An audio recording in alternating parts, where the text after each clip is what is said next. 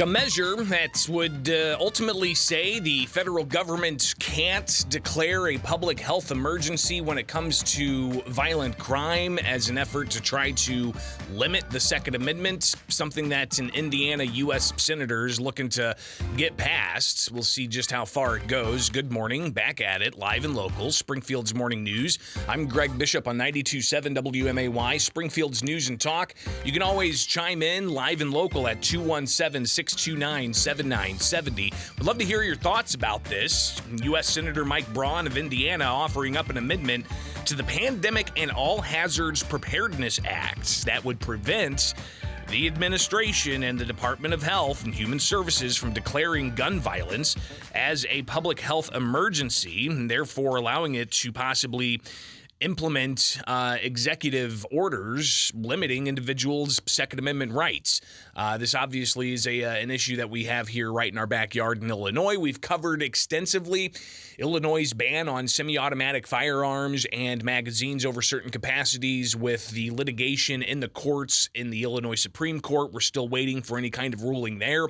You've also got the Seventh Circuit Court of Appeals with consolidated cases from the Southern District of Illinois and the Northern District of Illinois dealing with the Second Amendment question, whether or not we see a Fifth Amendment challenge to the gun registry that's supposed to kick in January 1st of 2024.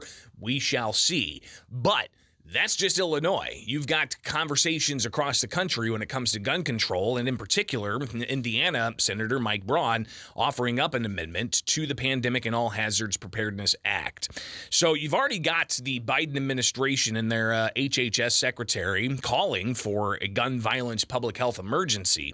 And what would that do ultimately? Would it give the federal government more tools to possibly limit the Second Amendment?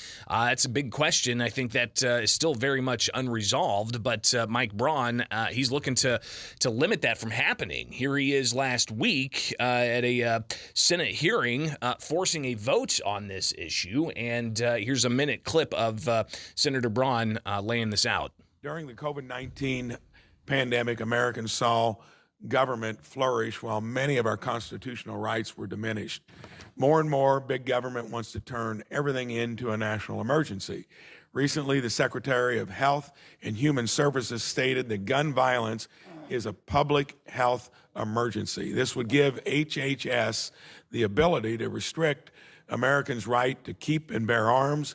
HHS was never intended to implement gun control of any kind. My amendment with Senator Budd would simply prohibit HHS from declaring a public health emergency to implement gun control. And I am requesting a vote on this one. Okay. Thank you.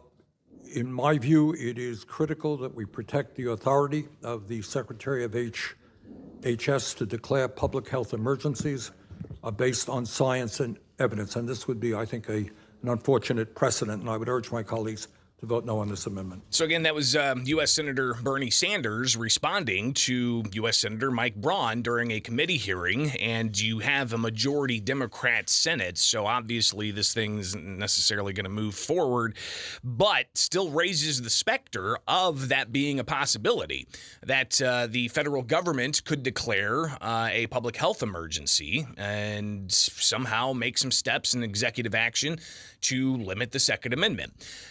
This all in the context of what we saw happen during COVID-19, with public health emergencies declared on a federal level, allowing for local states to declare public health emergencies, thereby saying that you can't open your business up to in-person service, thereby saying that you can't send your kids to school to get an education, thereby saying that we're going to increase unemployment assistance, we're going to increase federal tax dollars for businesses, all of the fraud that happened, all of the economic chaos that happened for the COVID-19 pandemic, and the willingness of a lot of people to go along with those declared emergencies and the subsequent executive action that took place, from people not going to church or closing their churches to not wanting to gather with others. I still see people out in public wearing masks from time to time.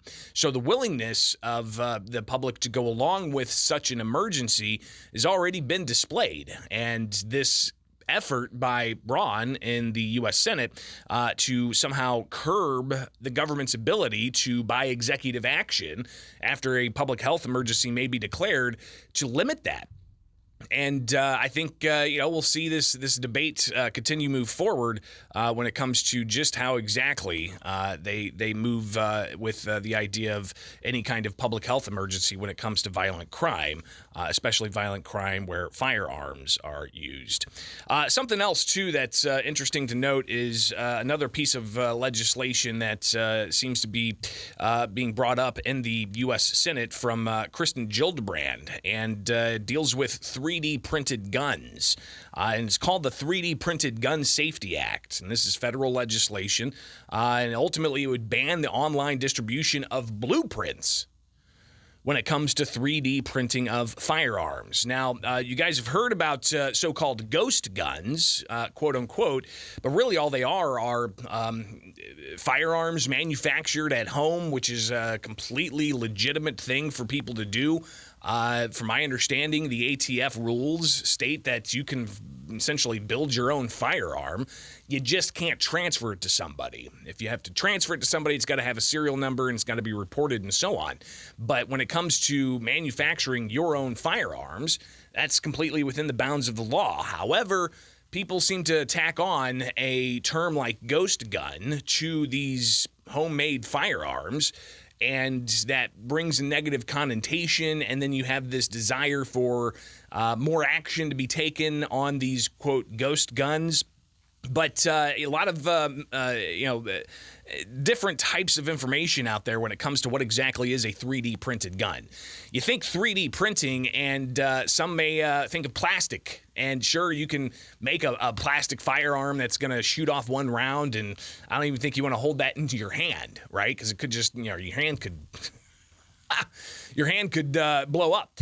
But when it comes to other ways, like, for instance, the lower receivers, having those be only 80% completed, and I've used this term before, 3D printed of guns, but really all you need with an 80% finished lower receiver for like an AR-15, for instance, is a milling machine that just mills out and finishes off that lower receiver to be 100% ready. And those are things that have been fought over in courts concerning, can the ATF regulate a chunk of metal that is not a lower receiver?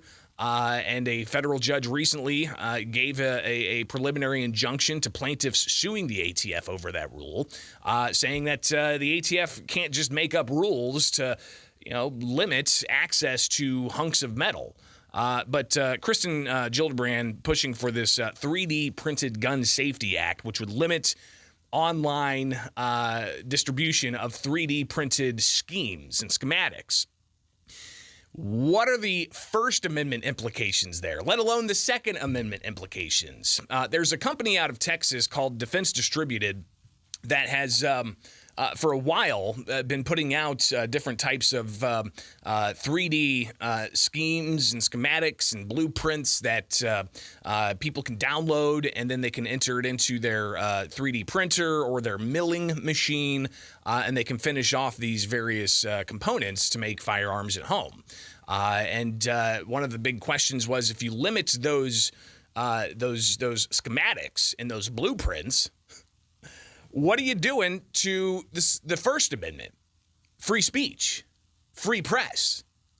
If you're limiting blueprints, what does that do to the First Amendment? I think that's a very interesting question that Kristen Gillibrand's proposal here seems to rub right up against. So we'll see what happens with those pieces of legislation from two senators on the opposite side of this issue, but still very much something that's going to impact you one way or another here in the United States when it comes to not just your Second Amendment rights, but also your First Amendment rights. All right, so back at it. And of course, we'd love to take your phone calls at 217-629-7970. Again, 217-629-7970. That's the phone number. We can, of course, take your calls all throughout the morning. But you can also email me, bishoponair@gmail.com. Find me on Twitter, Facebook, YouTube, Instagram. Just search Bishop on Air, and we can connect that way. All right, so make it happen, and we got plenty more coming.